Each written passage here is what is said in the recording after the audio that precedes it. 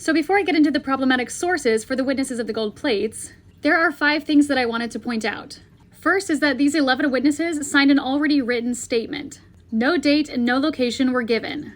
Second, surprisingly, none of these men ever gave a personal recounting of these events. No journals and no first-hand publications exist for these men giving their personal experiences.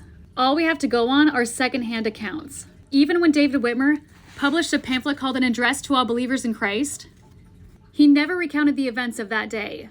The most that we get out of him is that he says that he never denied the divinity of the Book of Mormon.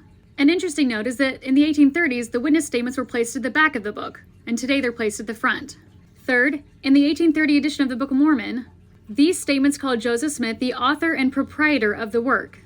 8 years later, this was changed to say that Joseph Smith was the translator for this work.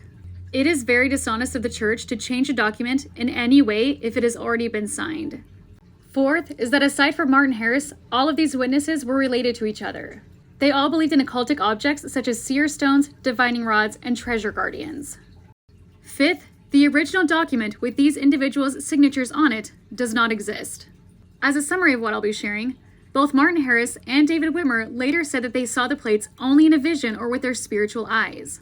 And as I've covered before, twice in church history, Oliver Cowdery denied his testimony of the Book of Mormon.